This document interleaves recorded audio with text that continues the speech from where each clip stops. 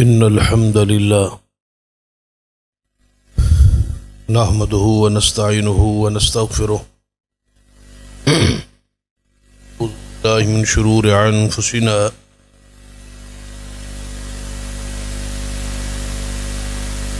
ومن سيئات أعمالنا من يهد الله فلا مضل له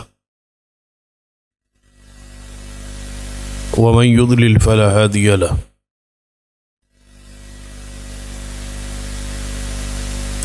أشهد أن لا إله إلا الله وحده لا شريك له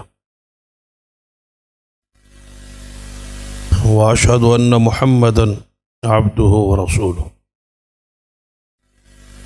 أما بعد فإن خير الحديث كتاب الله وخير الهدي هدي محمد صلى الله عليه وآله وسلم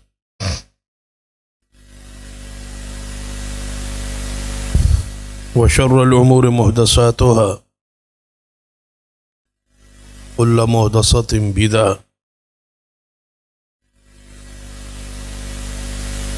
وكل بدعة ضلالة أما بعد فأعوذ بالله السميع العليم من الشيطان الرجيم من همزه ونفخه ونفثه بسم الله الرحمن الرحيم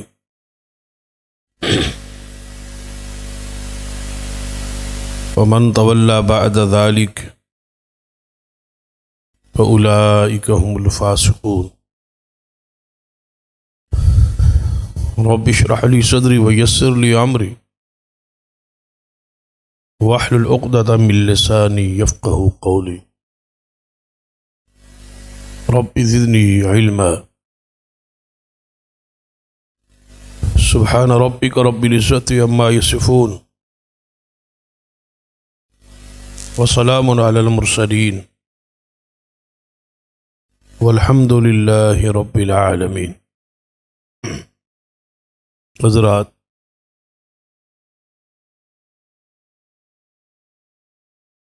آپ کے علم میں ہے کہ ہم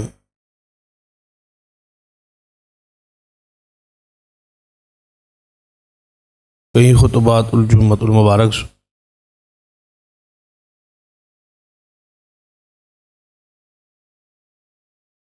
نبی رحمت صلی اللہ علیہ وسلم محبت کلامات اور اس کے تقاضے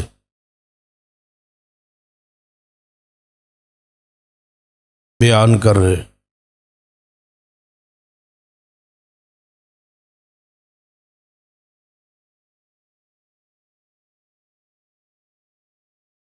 آپ کی ذات سے محبت کا ایک اہم ترین تقاضا ہے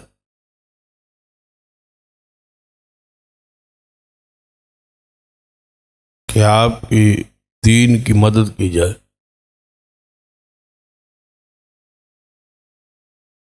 دین کی مدد جو ہے حقیقت میں یہ رسول اللہ صلی اللہ علیہ وسلم کی مدد.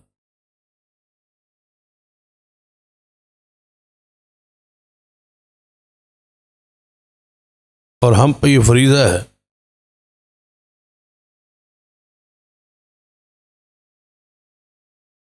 کہ ہم آپ سے محبت کا جو تقاضا ہے اس کو سمجھیں اور اس کو پورا کریں.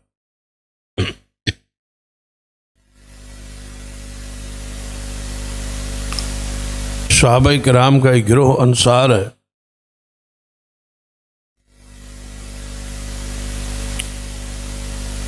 اور یہ ان کا تمیز، یہ ان کی شناخت، ان کی پہچان انصار کے نام سے کیوں ہوئی؟ کیونکہ انہوں نے اپنے آپ کو رسول اللہ صلی اللہ علیہ وسلم اور آپ کے دین کی مدد کے لیے وقف کیا، پیش کیا.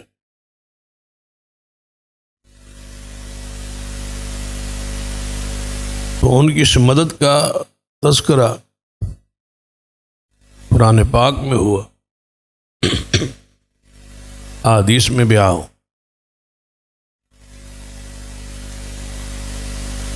اور نبی علیہ الصلوۃ والسلام نے فرمایا تھا کہ انصار نے اپنے حق کو پورا کر دی، جو ان کی ذمہ تھا، محبت رسول کا تقاضا، وہ انہوں نے پورا کر دیا۔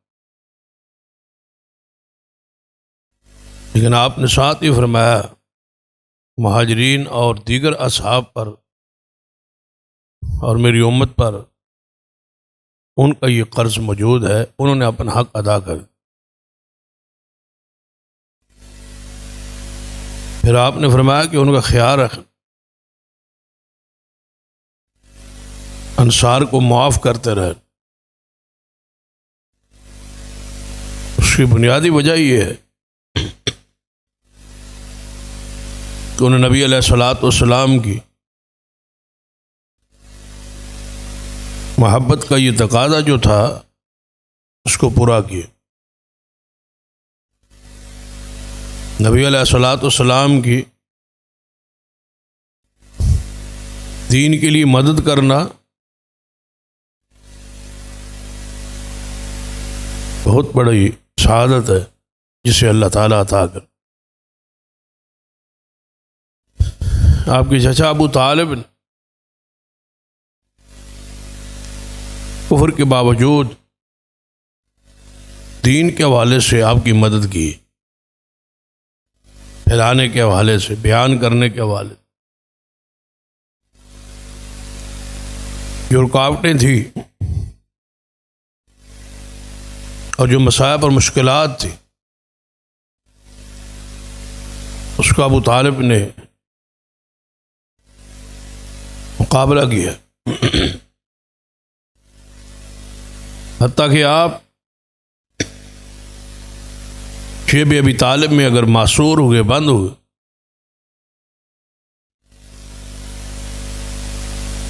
تو کئی سال باوجود اس کے کہ وہ ایمان نہیں لائے ابو طالب، لیکن ساتھ وہ قید کی صعوبتیں صرف مدد کی وجہ سے، تعاون کی وجہ سے برداشت کرتے رہے،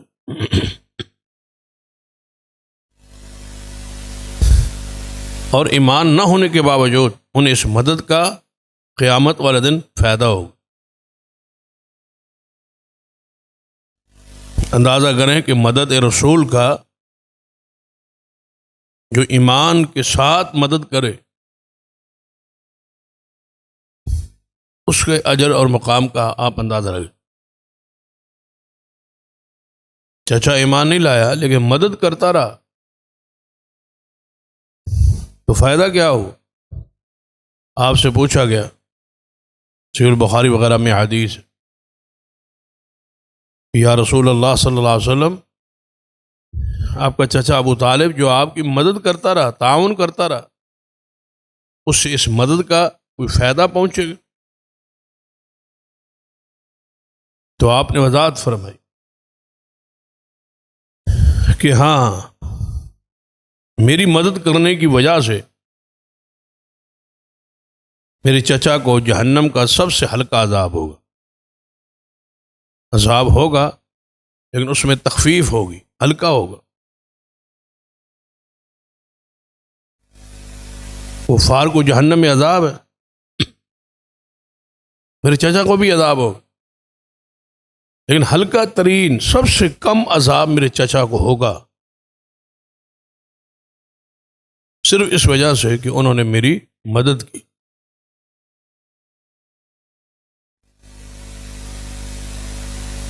گویا نبی علیہ الصلوۃ والسلام کے دین میں مدد کرنا یہ ہم پر فرض ہے۔ صحابہ کرام نے اس کو ادا کیا ہے،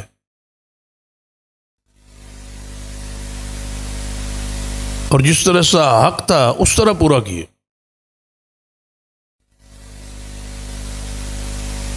جس طرح انصار کے مدد کا آپ نے ذکر کیا، اسی طرح اپنے آخری ایام میں سیدنا ابو بکر صدیق رضی اللہ تعالیٰ عنہ کا بھی اس حوالے سے آپ نے ذکر۔ آپ نے فرمایا جس نے جو مجھ پر نیکی اور احسان کیا ہے میں نے ان کے احسانات کا بدلہ دنیا میں ہی چکا دی۔ پھر سیدنا ابو بکر رضی اللہ تعالیٰ اتنے احسانات ہیں، اس کی مال سے اسلام کو اور دین کو اور اس کی جان سے اسلام کو کتنا فائدہ پہنچا ہے، اتنا اور کسی کے مال سے فائدہ نہیں پہنچا۔ تو ان کے احسانات کا بدلہ قیامت والے دن اللہ تعالیٰ ہی دے گا۔ تو گویا آپ کا اعتراف تھا، سیدنا صدیق کا ذکر خیر تھا کہ ان پر جو فریضہ تھا مدد کا، ان نے اس کا حق ادا کیا۔ بہت سارے واقعات اس حوالے سے سیدنا ابو بکر رضی اللہ تعالیٰ عنہ کے موجود ہیں کہ آپ کو کفار نے پکڑا ہوا اور گلے میں کپڑے ڈال کے آپ کو گھسیٹا جا رہا ہے۔ سیدنا صدیق کو جو ہی پتہ چلا، اسی وقت سب کچھ چھوڑ کے اس بازار میں آ گئے جہاں رسول اللہ صلی اللہ علیہ وسلم پر بہت کافر تشدد کر رہے۔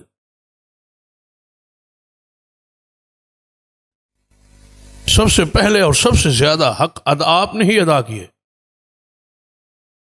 آتے ہی کیا فرمایا؟ تقتلون رجلا ان یقول ربی اللہ، ایسے شخص کو قتل کرتے ہو جس کا صرف دعویٰ یہ ہے اور دعوت یہ ہے کہ میرا رب اللہ ہے، اس کے علاوہ اور کیا ان کا قصور و جرم ہے۔ نبی علیہ الصلوۃ والسلام کی ذات کو چھوڑ کے صدیق کو پکڑا اور ان کو بے ہوش کیا مار مار، لیکن مدد رسول کے لیے ہمہ وقت وہ حاضر ہے۔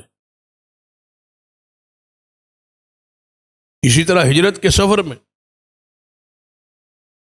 جب تک آپ کے علم میں نہیں تھا آپ پریشان تھے، جب علم میں آیا تو خوش ہوئے کہ اللہ نے مجھے ہجرت کا ساتھی بنایا ہے تاکہ رسول اللہ کی مدد کے لیے میں ساتھ ساتھ رہوں۔ گویا آپ کی ذات کا دفاع، آپ کی ذات کی مدد اور آپ کے دین کا دفاع، یہ ہم پر اسلام کا تقاضا ہے اور ایمان کا تقاضا ہے۔ اس حوالے سے کئی شخصیات کا تسلسل سے کئی خطبات میں ذکر ہو رہا ہے کہ ہم اس میں مسلط کا شکار ہیں، ہم اس فریضے کو بھول چکے ہیں۔ ہماری جو ذمہ داری ہے اسلام کے پھیلاؤ میں، اسلام کے دفاع میں، دین کے دفاع میں، کس حد تک ہے، اس پہ ہم نے اپنے گریبانوں میں جھانکنا۔ صحابہ کرام سے لے کر آج تک لاکھوں کی تعداد ایسی شخصیات، سنہری واقعات موجود ہے کہ انہوں نے دین کے لیے اپنے آپ کو پیش کیا۔ ان کا ذکر خیر ایمان کی تازگی کا ذریعہ ہے اور جلا بخشتا ہے ایمان کو، تحریک پیدا ہو۔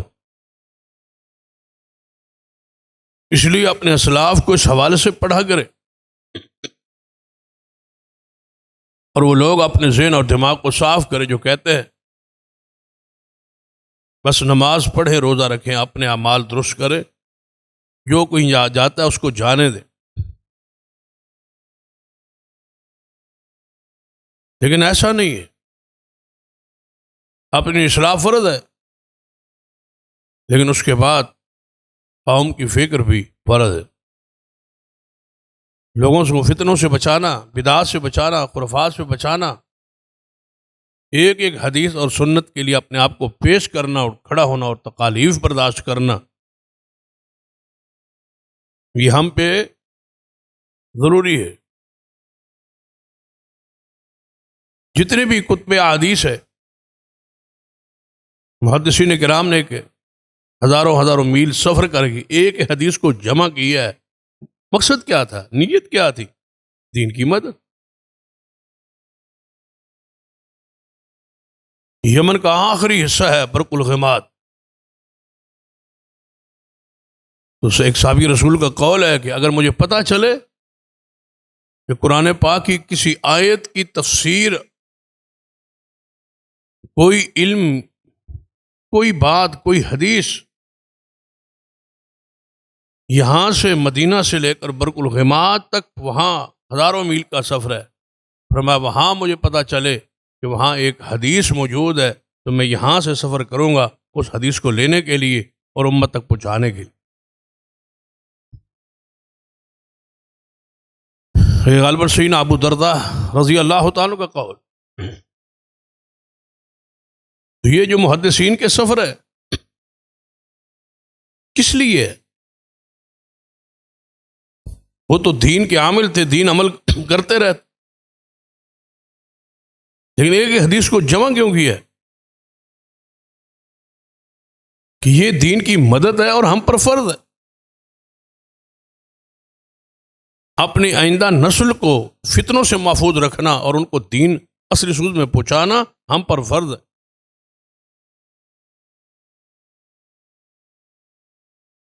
جتنی شخصیات نے اس حوالے سے کام کیا ہے ایک ایک کا ذکر کرے تو سالہ سال گزر جائے، لیکن ان کا کردار، ان کی سیرت اور ان کی خدمات کا احاطہ بہت مشکل ہے۔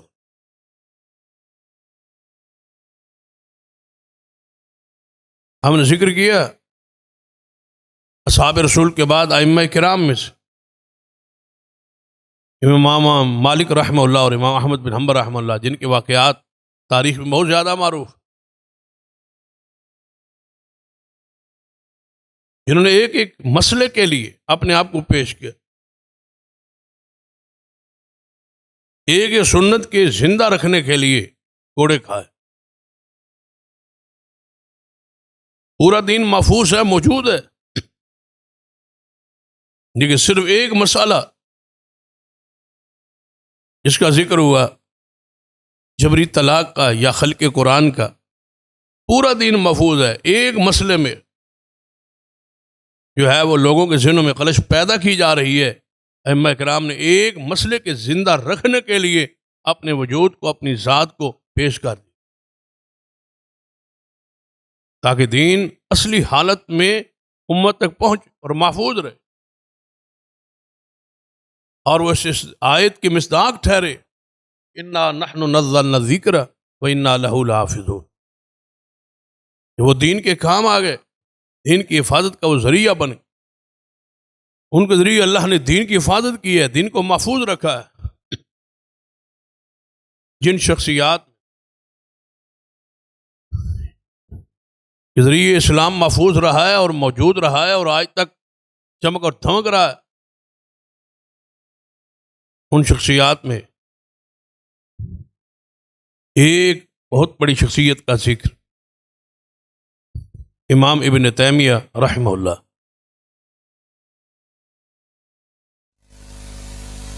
آپ کا مقام، شان، جنہیں شیخ الاسلام کہا جاتا، کوئی ایسا پہلو نہیں جس میں آپ دین کے لیے اپنے آپ کو پیش نہ کیا ہو۔ ان کی سیرت یا ان کا حالات بیان کرنا مقصود نہیں ہے، صرف ان کی زندگی کا وہ پہلو جو انہوں نے دین کے احیاء کے لیے، دین کے زندہ رکھنے کے لیے، دین کی نگرانی اور حفاظت کے لیے، دین کی چوکیداری کے لیے پیش کیا ہے، اس کا ذکر مقصود۔ آپ نے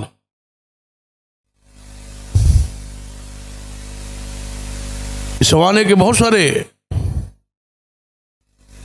جو ہے وہ پہلو ہے، ذکر ہو سکتا ہے آپ کے زہد کا، تقوی کا، خدمات کا، کتب کا،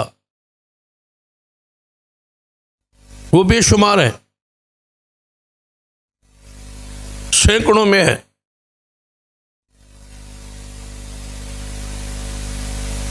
لیکن صرف ایک پہلو آج ہمارا مرکت الآراء مسئلہ جسے اہل حدیث کا امتیازی مسئلہ کہا جائے، اور وہ ہے ایک مجلس کے اندر 3 طلاق کا مسئلہ۔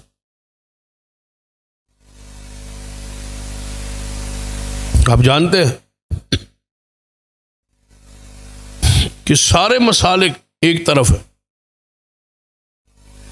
اور اس مسئلے میں علماء اہل حدیث ایک طرف۔ صرف اناف ہی نہیں، شواف، مالکی، حنبلی، جتنے مسالک ہیں وہ ایک طرف ہے۔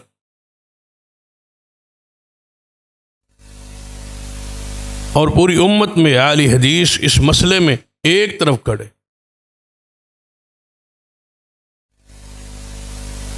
سب کا قول، موقف، نظریہ یہی ہے کہ 3 طلاقیں واقع ہو جاتی ہیں ایک مجلس۔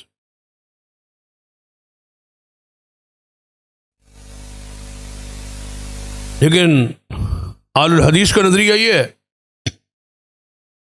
کہ ایک ہی مجلس میں دی گئی 3 طلاقیں ایک شمار ہوتی ہے، اور وہ طلاق رجعی ہے، جس کے بعد رجوع ہوتا ہے، صلح ہوتی ہے۔ جس طرح آج ہزاروں گھرانے اجڑے اس مسئلے، لڑائیاں ہوئیں، جھگڑے ہوئے، فتنے ہوئے، طلاقیں ہوئیں، اور پھر طلاقوں کے ساتھ ساتھ ظلم یہ ہوا کہ واپسی کے لیے دل چاہ رہا تھا، حالات چاہ رہے تھے، لیکن آگے مذہب آڑے تھے، تحقیق آڑے تھی، تقلید آڑے تھی۔ چاروں مذاہب، چاروں مسالک رک کے کھڑے ہیں کہ کیا کرے۔ شافعی کے لیے آگے اندھیرا ہے، خاموشی ہے۔ یہی حالت مالکیوں کی ہے، اور یہی حالت حنبلیوں کی۔ وہ چپ ہے، خاموش ہے، کوئی راستہ نہیں ہے ان کے پاس۔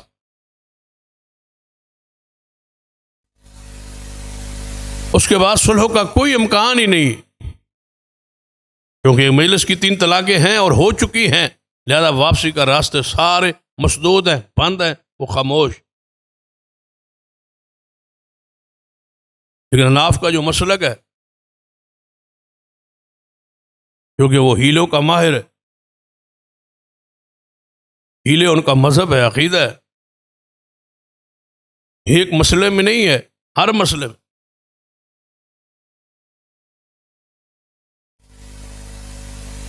بلکہ عقیدہ ہو، اعمال ہو، کتنے ہی بے شمار ہیلے انہوں نے کی۔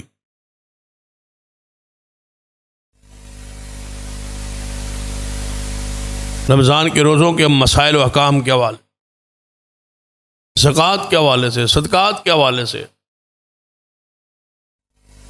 کوئی مسئلہ ایسا نہیں جس میں انہوں نے ہیلا نہیں کی۔ باقی تینوں مذاہب چونکہ ہیلوں کے خلاف تھے، وہ چپ رہے، خاموش رہے، اور کوئی صلح کی صورت ہی نہیں۔ لیکن انہوں نے ہیلے ہو جو ہے وہ ہیلہ سازی ان کا مذہب تھا، عقیدہ تھا، اور ہر مسئلے میں انہوں نے ہیلے پیش کی، حتیٰ کہ آپ حیران ہوں گے، یہ بھی ہیلہ لکھا ہوا ہے کہ اگر کوئی شوہر اپنی بیوی کو طلاق نہیں دیتا، تنگ کرتا ہے، طلاق نہیں دیتا، اس کے لیے کوئی صورت نہیں ہے۔ صورت پھر کیا نکالی؟ کہتے ہیں وہ مرتد ہو جائے، اسلام چھوڑ جائے، کفر میں چلی جائے، عیسائی ہو جائے، یہودی ہو جائے، سکھ ہو جائے، کسی مذہب میں چلی جائے۔ جب کسی مذہب میں چلی جائے گی تو اس کا مسلمان شوہر سے نکاح ختم ہو جائے، جب نکاح ختم ہو جائے پھر مسلمان ہو جائے۔ ان توڑنے کے طریقے اور گر سکھائے ان۔ اندازہ کریں کہ مرتد ہونا گوارا ہے، لیکن حدیث کو قبول کرنا گوارا نہیں. بتا اس سے بڑا ظلم اور زیادتی کیا ہو سکتا؟ اگر زکوٰۃ کے مسئلے کو دیکھے کھولیں تو آپ حیران ہو جائیں. کہتے ہیں کہ اگر زکوٰۃ نہ دینا مقصود ہو، فرض تو ہے آپ پر، مال بھی ہے، سونا ہے، چاندی ہے، جانور ہیں، سب کچھ ہے آپ کے پاس، زکوٰۃ آپ پر لاگو ہے، فرض ہے، لیکن اس سے بچنے کا بھی طریقہ ہے. طریقہ کیا ہے؟ جب آپ کے مال کو سال پورا ہونے والا ہو جائے، یعنی کل آپ کے مال کو سال پورا ہونا ہے، زکوٰۃ دینے کے بعد 1 سال گزر گیا، اب سویرے آپ پر زکوٰۃ فرض ہونی ہے، تو آپ گھر بیٹھے بیٹھے اپنا سارا مال اپنی بیوی کو ہبہ کر، بیوی کو کہہ دیں کہ جتنا میرا مال ہے آج کے بعد یہ تیرا ہے. کل زکوٰۃ لاگو ہونی ہے نا، آج آپ نے مال کس کو دے دیا؟ بیوی کو. اب آپ پہ زکوٰۃ نہیں ہے، کیونکہ اس لیے کہ آپ کے پاس مال ہی کوئی نہیں. اور بیوی کے مال پر زکوٰۃ نہیں ہے، کیوں؟ ابھی اس کو کل ملا ہے، سال کے بعد زکوٰۃ. جب اگلا سال آئے تو 1 دن پہلے اپنی جو بیوی ہے وہ سارا مال تجھے دے دے. اب اس پر زکوٰۃ نہیں ہے، کیونکہ ابھی سال نہیں پورا ہوا تھا، آج ہے، اس کے بعد ہے ہی کچھ نہیں. اور آپ پر زکوٰۃ اس لیے نہیں ہے کہ آپ کو کل ملا ہے، جب اگلا سال آئے پھر آپ بیوی کو دے دیں، اس اگلے سال بیوی آپ کو دے دے. اسی طرح چلتے چلتے قبر میں پہنچ جائے، حساب کتاب پھر آدھا ما کنزتم، پھر وہاں شروع ہو جائے. یعنی کوئی مسئلہ نہیں ہے جس میں ہیلا نہیں ہے. یہ تو پوری کتاب الحیل ہے. ایک مسئلے پر آپ حیران، کسی کو نہ ملنا ہو، تو بندہ آپ کو ملنے آیا، آپ اسے نہیں ملنا چاہتے، تو آپ کیا کہا جیسا آپ گھر پہ موجود ہے، وہ بندہ باہر کھڑا ہے. اب آپ کہتے ہیں کہ میں ملنا نہیں، یہ بھی ناممکن ہے. اور اگر یہ کہے کہ میں گھر پر نہیں ہوں تو یہ جھوٹ ہے. تو کیا کرے؟ جلدی سے تکیے کے اوپر چڑھ جائے، یا چرپائی پہ چڑھ جائیں، یا تکیے پہ چڑھ جائیں، اور بچے کو کہیں جا کے باہر بتلائیں ابا جی سوار ہو گئے، ابا جی گھر، یعنی سوار ہو گئے. سوار کس پر ہو گئے؟ تکیے پر، تاکہ جھوٹ بھی نہ ہو اور ملنا بھی نہیں. شکر ہے تکیے پہ چڑھایا ہے، یہ بھی حکمت ہے خاص. اس طرح کے 20 مسائل ہیں، کیونکہ باقی گروہوں کے لیے، باقی مسالک کے لیے، مذاہب کے لیے کوئی راستہ نہیں تھا، تو انہوں نے راستہ اپنا لیا. انہوں نے کہا کہ حلالہ کرو، کیونکہ قرآن پاک میں آتا ہے کہ طلاق کے بعد بیوی 3 طلاقیں ہو جائیں، اس کے بعد وہ بیوی آپ کے نکاح میں آ سکتی ہے، لیکن شرط یہ ہے کہ درمیان میں ایک نکاح ہو، اور وہ نکاح شرعی تقاضوں کے مطابق ہو. قرآن تو یہ کہتا ہے، یعنی عورت مطلقہ ہے، اب وہ اپنی مرضی سے کہیں نکاح کرے، وہ اس کا شوہر فوت ہو جائے یا وہ بھی طلاق دے دے، تو یہ پہلے شوہر سے دوبارہ نکاح کر سکتی ہے. یہ حلالہ ہے، وہ جس کو شریعت میں حلالہ کہا جاتا ہے، اور یہ شریعت، یہ حلال ہے، یہ حلالہ اصل ہے. اس کا معنی کیا ہے کہ بیوی پہلے شوہر کے لیے حلال ہو چکی، اس لیے کہ درمیان میں ایک نکاح ہو. اس پر قرآن پاک کی سورۃ البقرہ میں آیت گواہ ہے. اب انہوں نے اس میں ہیلا تلاش. ہیلا کیا ہے؟ کہ نکاح ہی کرنا ہے نا، تو نکاح کے لیے بندے کو تیار کرنا، یہ بندہ نکاح کر لے، طے ہو جائے کہ آپ نے نکاح کرنا ہے اس ارادے اور نیت سے کہ میں نے طلاق دینی ہے اور آپ کے لیے اس عورت کو حلال کرنا. یہ حرام، یعنی حلالہ 2 قسم کا ہے. ایک شرعیہ اور دوسرا غیر شرعیہ، حرام، زنا، بدکاری۔ اب جتنے فتاوے موجود ہیں اس وقت پاکستان میں، ہندوستان میں، حلالہ کرنے والوں کے حلالے پر، وہاں لکھا ہوا یہ ہوتا ہے کہ حلالہ شرعیہ کے بغیر یہ عورت واپس نہیں آ سکتی۔ پوچھتا کیا ہے سائل کہ میں نے اپنی بیوی کو ایک مجلس میں 3 طلاقیں دے دیں یا طلاق طلاق طلاق کہہ دیا، اب میرے لیے کیا ہو؟ اب جواب میں کیا لکھتے ہیں؟ حلالہ شرعیہ کے بغیر یہ واپس نہیں آ سکتی۔ لکھتے کیا ہے؟ شرعیہ، وہ جو حلال ہے لکھا وہ جاتا ہے، اور جو کروایا جاتا ہے وہ اور ہے۔ لکھا اور گیا، کروایا اور گیا۔ اب لکھت میں تو پکڑ نہیں ہے، میں نے تو شرعیہ لکھا ہے، میں نے کب لکھا ہے کہ غیر شرعی حلالہ کروائیں؟ اب جو کروایا جاتا ہے پتہ اس کو بھی ہوتا ہے، لکھنے والے مفتی کو، کہ جو میں لکھ رہا ہوں یہ اور ہے، جو یہ سمجھے گا وہ اور ہے، جو کروائے گا وہ اور ہے۔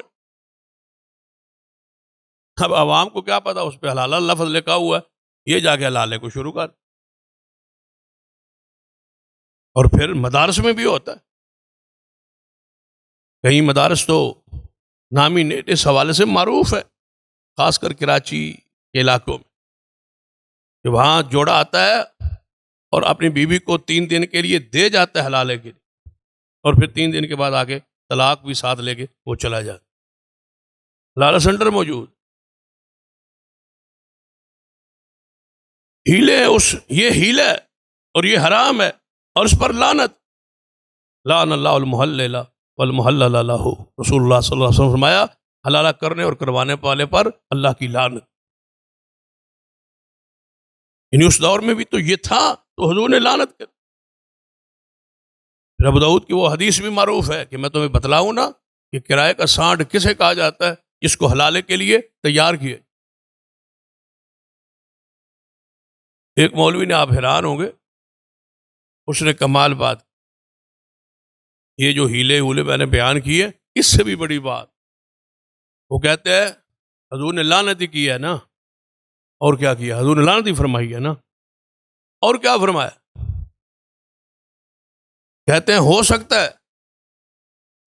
ہے اس لعنت سے مراد رحمت ہو، اندازہ کریں، کہتے ہیں ہو سکتا ہے اس لعنت سے مراد رحمت ہو۔ دوسرے اس سے بھی آگے ایک فٹ، وہ اس سے بھی آگے، پتا وہ کیا کہتا ہے لعنت ہو جائے گی، بیوی تو بچ جائے گی۔ لعنت ہی ہونی ہے نا، وہ ہو جائے، بیوی تو بچ، بیوی تو آ گئی ہے نا، لعنت ہی ہوئی ہے نا، لعنت کا انتظام علاج کر لیں گے۔ بدبختوں نے یہ نہیں سوچا کہ یہ لعنت اللہ کی طرف سے،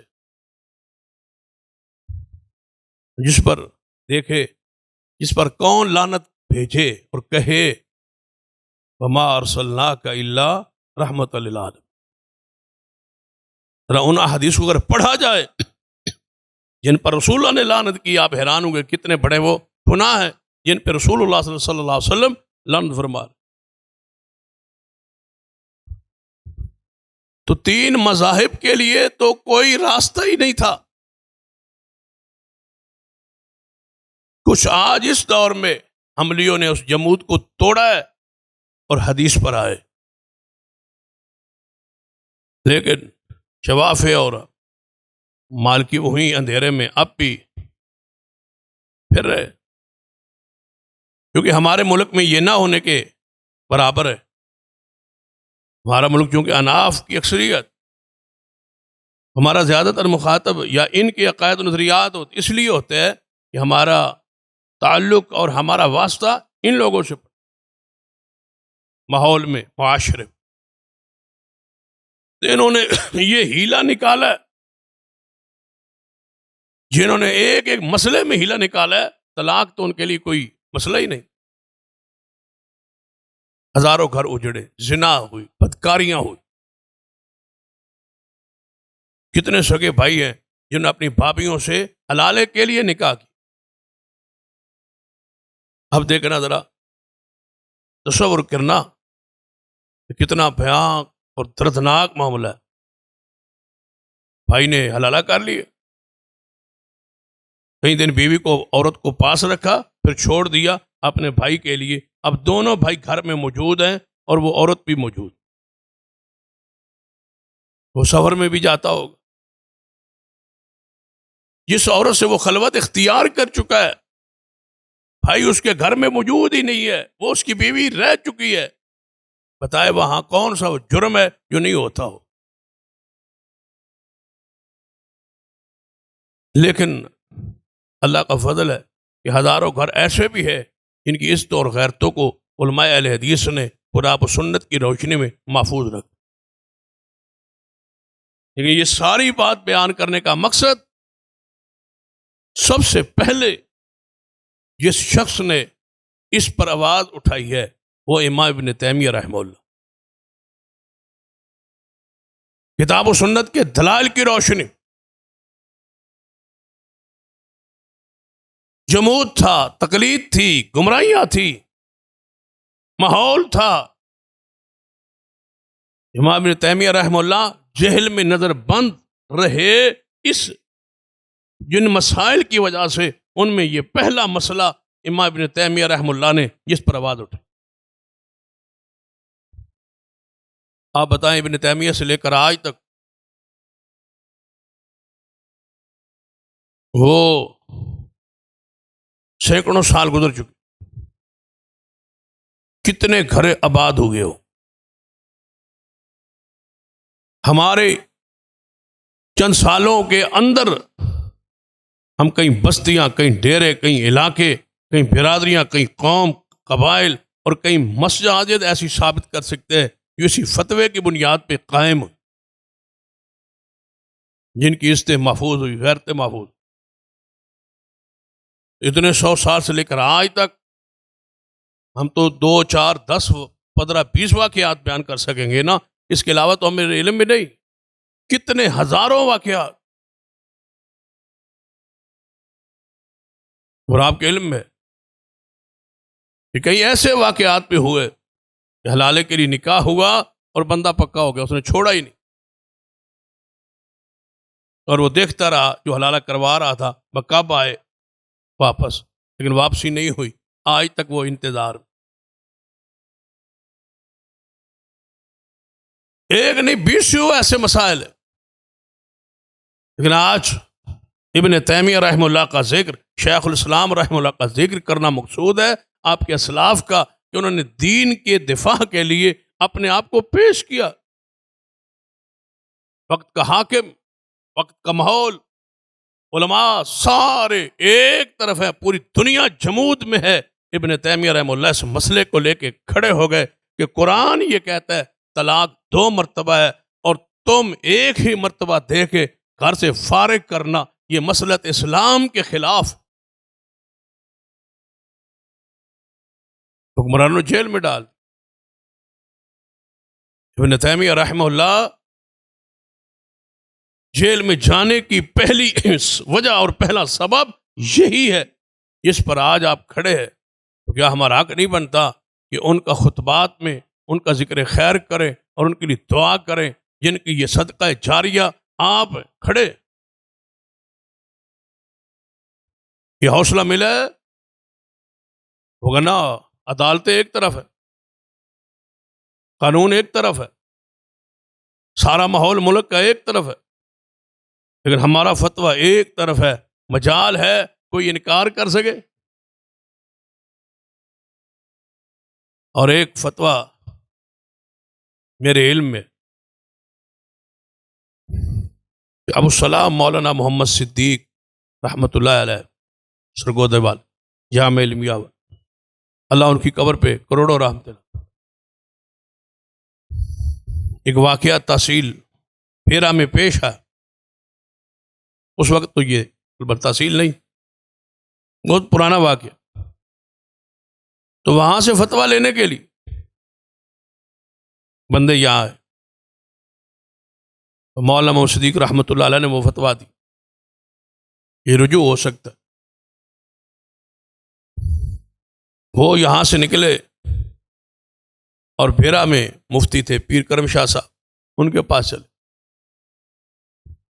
اگرچہ ان کا فتویٰ یہ تھا، ایک خطاب میں ایک مقالہ ان کا اس میں تھا، یہ حالات کا یہ تقاضا ہے،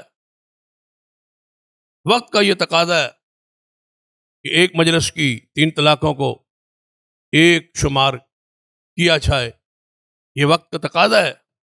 آج بھی وہ کتاب جو ہے وہ فتاوی مقالچات علماء کے ہر مسلک کے موجود ہیں، اس میں پیر کرم شاہ صاحب کا یہ فتویٰ موجود ہے۔ لیکن جب کوئی لکھوانے جاتا، فتویٰ لینے جاتا، وہی دیتے جو آپ نے مذہب کا، اپنے مسلک کا تھا۔ تو انہوں نے فتویٰ دے دی، یہ رجوع نہیں ہو سکتا بغیر حلال شرعی۔ وہ فتویٰ لے کے واپس مولانا صاحب کے پاس آئے، مولانا شیخ صاحب رحمۃ اللہ علیہ، فرمایا یہ فتویٰ آپ کا ہے، یہ فتویٰ پیر صاحب کا ہے، وہ کہتے ہیں یہ واپس نہیں آ سکتی، آپ کہتے ہیں یہ واپس آ سکتی ہے، اب ہمیں ذرا سمجھائیں ان کے فتوے کو مانیں یا آپ کے فتوے۔ پتہ مولانا صاحب نے کیا کیا؟ یہ ہماری تاریخ ہے، کیا کیا اس فتوے کو؟ مار کر قلم اٹھایا، اوپر سے لے کر نیچے تک پیر صاحب کے فتوے پر کانٹا لگا دیا، اور نیچے لکھا ان کے کاغذ پر یہ فتویٰ قرآن اور حدیث کے خلاف ہے، نیچے مور لگا دی۔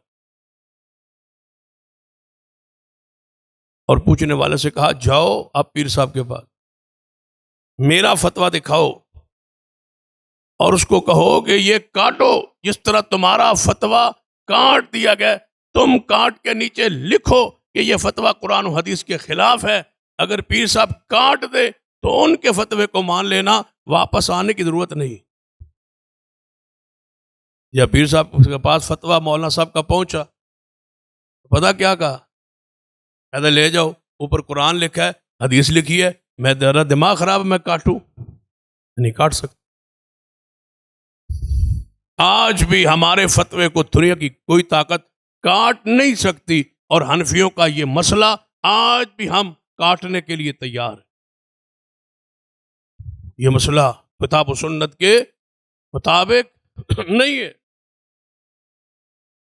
لیکن اس مسئلے کے سب سے پہلے آواز بلند کرنے والے وہ امام ابن تیمیہ رحمہ اللہ،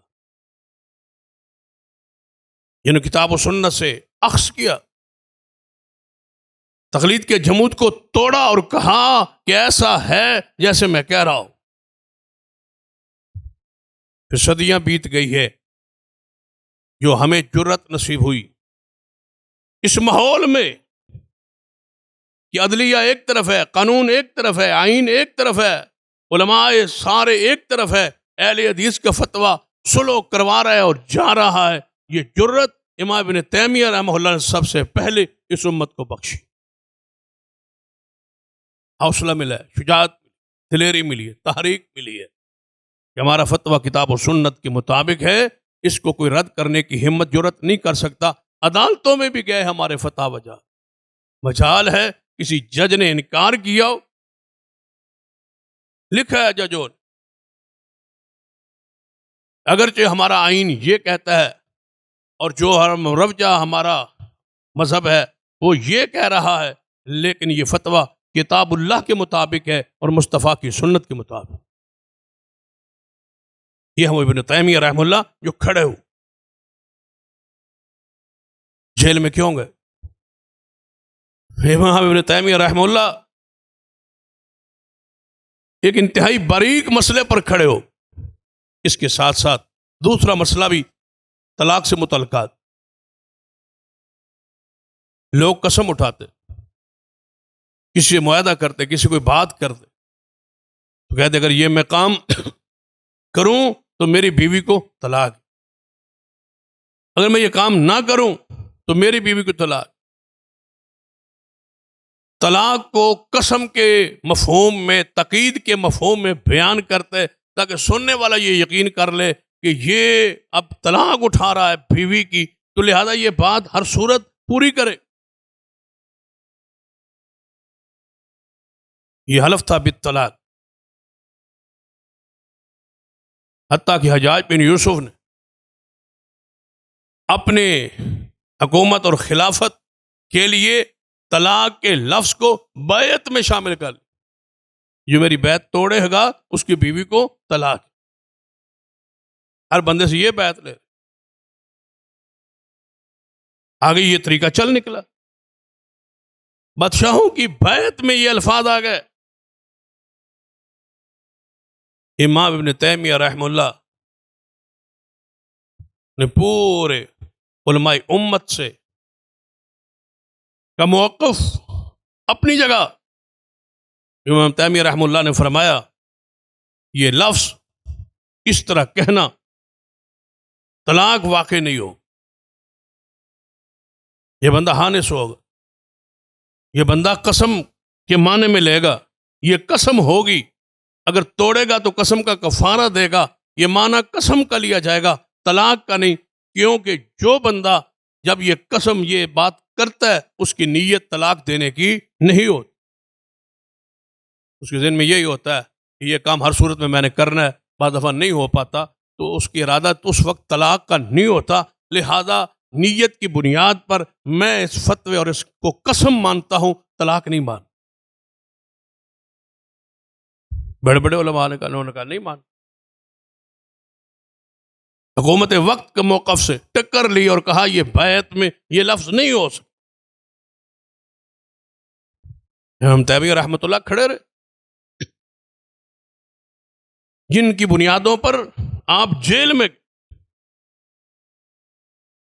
تیسرا مسئلہ بڑا حساس مسئلہ ہے، اس وقت بھی حساس تھا اور آج تو اس سے زیادہ حساس۔ امام ابن تیمیہ رحمہ اللہ نے زیارت قبور پر رسالہ لکھا، کتاب لکھی کہ قبروں کی زیارت کے لیے سفر ممنوع ہے، جائز نہیں۔ ایک بندہ یہاں سے جاتا ہے کہ میں لاہور میں حضرت علی حجویری کی قبر پہ جا کے زیارت کرنا چاہتا ہوں، وہاں جانا چاہتا ہوں، یہ سفر اس کا کتاب و سنت کے خلاف ہے۔ کسی ہستی اور بڑی شخصیت کی قبر کی طرف نیت کر کے زیارت کا سفر کرنا ثواب کے ارادے سے۔ ایک ہوتا ہے ہم قبرستان جاتے اس لیے کہ وہاں موت یاد آئے گی اور ان کے لیے دعا ہو۔ ایک ایسا معنی سفر باندھتا ہے کہ دوسرے ملک میں، دوسرے شہر میں، دوسرے علاقے میں قبر ہے، اس کی زیارت کے لیے جاتا ہوں، یہ حرام۔ کتاب لکھ اور پھر جانتے ہو کیا ہو، 17 سال یہ کتاب چلتی رہی، پڑھی جاتی رہی، لیکن جب یہ مسئلے امام ابن تیمیہ نے پیش کی تو علماء سو نے پتہ کیا کیا، انہوں نے کہا کوئی حساس مسئلہ چھیڑو، اس کی کتابوں سے نکالو، اس کتاب کو حساس بنا کے توہین رسالت پر نعوذ باللہ اس کو پیش کیا۔ یہ سفر پھر تو صرف عام قبروں کا نہیں ہوتا، حضور کی قبر پاک کے ارادے سے، نیت سے بھی تو سفر ہوتا ہے، مدینہ پاک۔ تو ابن تیمیہ یہ کہتا ہے کہ حضور علیہ السلام کی قبر مبارک کی طرف سفر کرنا یہ ممنوع ہے، لہذا امام ابن تیمیہ گستاخ رسول ہے۔ حالانکہ امام ابن تیمیہ کی کتاب ہے الصارم المسلول علی شاتم الرسول، کہ رسول اللہ کا جو گستاخ ہے وہ واجب القتل ہے۔ اور سن لو یہ بھی اعزاز ہے، آپ امام ابن تیمیہ سے پہلے بھی اور بعد میں بھی آج تک اتنی بڑی کتاب اس موضوع پر نہیں ہے جتنی بڑی کتاب گستاخ رسول کی سزا پر امام ابن تیمیہ رحمہ اللہ کی۔ یہ کوئی معمولی شخصیت نہیں، یہی ہے وہ شیخ الاسلام جنہیں شیخ الاسلام کہا جاتا اور ہیں، باقی لوگ تو زبردستی بنے ہوئے شیخ الاسلام، یہ ہیں وہ شیخ الاسلام جنہیں شیخ الاسلام مانا گیا ہے، تسلیم کیا گیا۔ اگر شاگردوں کی فہرست کو کھولا جائے نا تو بندہ بڑا حیران ہوتا۔ امام ذہبی جن کے شاگرد ہو، امام حافظ ابن کثیر رحمہ اللہ جن کے شاگرد ہو، امام ابن قیم رحمہ اللہ جیسے محدث اور امام جن کی شاگرد ہوں، یہ ہے وہ ابن تیمیہ رحمہ ابن تیمیہ رحمہ اللہ اس حالات کا مقابلہ کرنے کے لیے کھڑے ہو.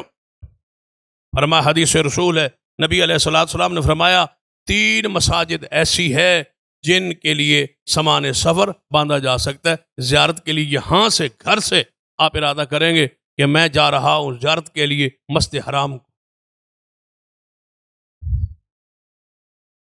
قبر تو قبر ہے، کسی مسجد کی زیارت کے لیے ثواب کے لیے سفر کرنا بھی جائز نہیں کہ فلاں شہر میں مسجد بنی ہے میں جا کے دیکھ آتا ہوں ثواب ملے گا، نہیں. وہاں اس شہر میں گئے، گزر رہے ہیں، آپ کے ارادے خیال میں یہاں ایک مسجد بڑی خوبصورت بنی ہے، چلو اس کو دیکھتے ہیں. یہ جواز سامان سفر جس مسجد کو دیکھنے کے لیے باندھا جا سکتا ہے وہ مسجد حرام ہے. اور دوسری مسجد آپ نے فرمایا یہ میری مسجد مسجد نبوی، اور تیسری مسجد مسجد اقصی بیت مقدس. یہ 3 مساجد ہیں جن کے لیے سامان سفر باندھا جا سکتا ہے، سفر کیا جا سکتا ہے، جایا جا سکتا ہے. اب جب مسجد نبوی میں جائے گا، نیت ارادہ کیا ہوگا؟ مسجد نبوی کی زیارت کے لیے جا رہا ہوں، یا مسجد میں نبوی میں داخل ہوگا، 7 روضہ رسول ہے، حضور کے روضے پہ وہ پہنچے گا اور درود و سلام پڑھے. نیت یہ ہوگی کہ میں مسجد نبوی کے لیے سفر کر رہا ہوں. حضور نے خود ہی تو فرمایا لا تجعلوا قبری عیدا، میری قبر کو میلہ کا نہ بنانا، جہاں بھی تم ہوگے درود پڑھتے رہنا، مجھ پر درود پہنچ جائے. حضور نے تو فرمایا لعن اللہ الیہود والنصارى اتخذوا قبور انبیاء مساجدا، اللہم لا تجعل قبری وثنا یعبد. یہ ساری حدیث حضور کے ہی تو فرامین ہے. لیکن یہ مسئلہ انتہائی حساس نازک تھا. لوگ جھوٹی عقیدت میں ہوتے ہیں، وہ برداشت نہیں. آپ دیکھ لیں یہ ربیع الاول کا مہینہ آتا ہے، کسی گلی میں جھنڈی لگی ہوں، جھنڈیاں لگی ہوں، جھنڈیاں تو کاغذ کی، آپ کسی جھنڈی کو توڑ دیں یا کاٹ دیں یا ہاتھ لگا دیں، دیکھنا 295 آپ پہ ہوگا. گستاخ رسول کا فتویٰ ہوگا اور سزا قتل ہوگی جھنڈی کو کاٹنے کی. لوگوں کا ماحول یہ نہیں دیکھیں گے بھائی یہ جھنڈی کا کیا تعلق ہے حضور کے ساتھ، لیکن کہیں گے جو حضور کے لیے لگائی گئی ہے لہذا یہ گستاخ. وفات النبی کا اشتہار چھاپیں، میں دیکھتا ہوں کیسے آپ کو جلسہ کرنے دیا جاتا ربیع الاول میں. حالانکہ قرآن میں موجود ہے، احادیث میں موجود، وفات کا ذکر ہے، موت پاک کا ذکر ہے، لیکن ماحول ہے. ابن تیمیہ رحمہ اللہ اس وقت کے سب سے مشہور صوفی تھے. ابن عربی مشہور ترین بندہ، مقبول ترین بندہ. اس کے عقائد و نظریات پر بولنا علماء کے لیے مشکل تھا. یہ ابن تیمیہ تھے جنہوں نے اس کے عقیدے کا رد کرتے ہوئے اس پر کتابیں لکھی. فرمایا یہ نہیں ہو سکتا، یہ صوفیت، یہ رہبانیت، یہ تصوف، یہ ساری چیزوں پر امام ابن تیمیہ نے جب قلم اٹھایا تو ابن عربی کا سورج چڑھا ہوا تھا، کون بول سکتا تھا اس کے خلاف؟ ابن تیمیہ نے یہ کلمہ حق کا. یہ وہ جرائم تھے جنہیں قوم جرم سمجھتی تھی اور امام ابن تیمیہ کو جیلوں میں ڈال دی. پھر جیل میں گئے. آخر کی طرف آتا ہو وگرنہ آپ کی سیرت پر تو بے شمار واقعات.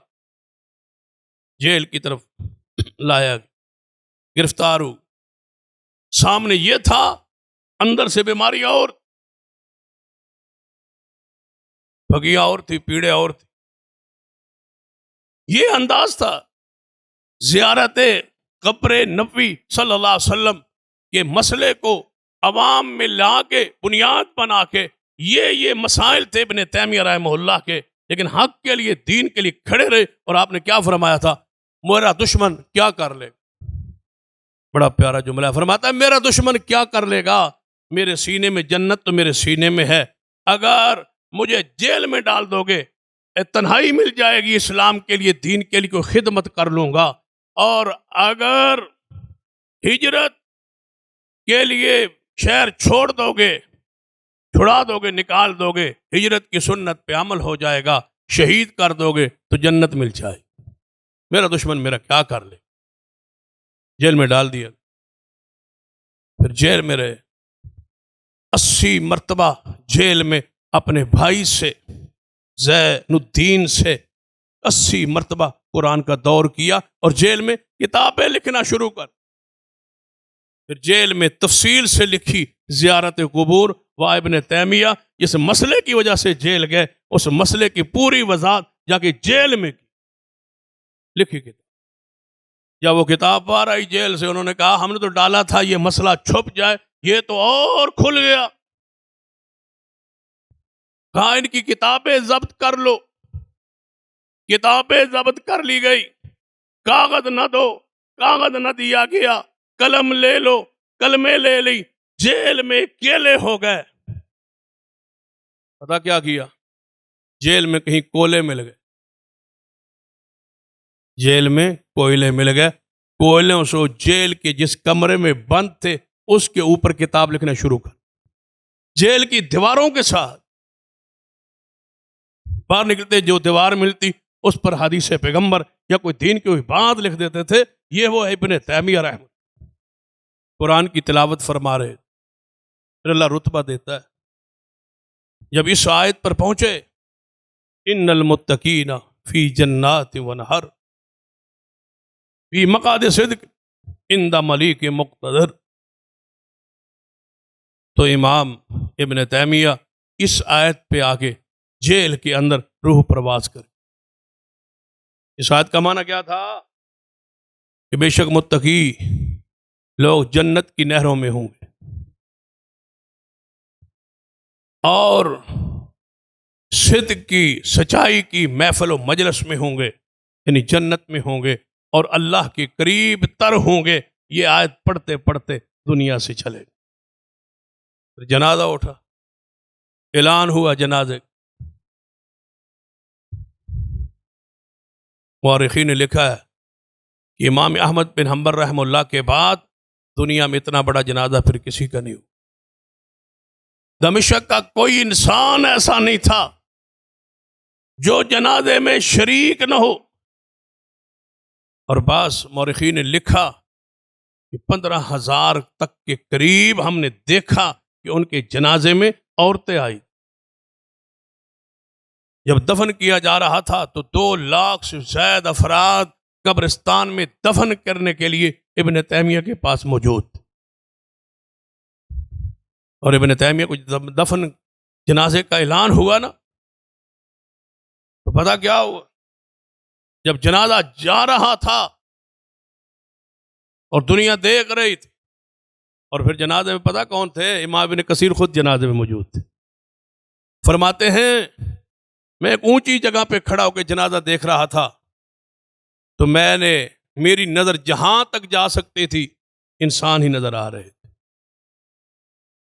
اچانک ایک مینار سے، ایک مسجد کے منار سے کسی منادی کرے منادی کی، لوگوں سن لو، اہل سنت کے اماموں کے جنازے ایسے ہوتے۔ یہ جا رہا ہے وہ جیل کا قیدی، چند مسائل جو آپ کے سامنے بیان کیے، ان کی وجہ سے جیل سے ابن تیمیہ رحمہ اللہ کا جنازہ اٹھا۔ ہم پر کیا فرض ہے کہ ہم مخالفت کرتے رہے اہل علم کی، دین کی، مسالک کی، مساجد کی، مدارس کی، ہم مخالفت کرتے رہے؟ دین کا دفاع ہماری ذمہ داری تھی، ہم نے جو اپنا کام تھا اس کو چھوڑ کے دوسرا کام شروع کر دیا ہے جو کافر اور غیر مسلم کرتے۔ اللہ سے پناہ مانگ، یہ رسول اللہ کا حق ہے تم پر کہ حضور کے دین کی دفاع کے لیے کھڑے ہو۔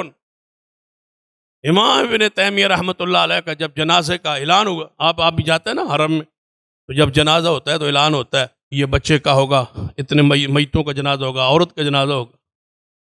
تو وہاں پتہ کیا ہوا؟ جب جنازہ کا اعلان ہوا کیا کہا گیا؟ الصلاۃ علی ترجمان القرآن، لوگوں سن لو، ترجمان القرآن کا جنازہ آ رہا۔ یہ ہے وہ ابن تیمیہ رحمہ اللہ جنہوں نے اسلام اور دین کے دفاع کے لیے اور اس عقیدے کے تحفظ کے لیے کھڑے رہے، اللہ ہمیں آپ اپنے اسلاف کے منہج پر کھڑے رہنے کی توفیق بخشے۔ اقول قولی ھذا واستغفر اللہ لی ولکم ولسائر المسلمین وآخر دعوانا الحمد للہ۔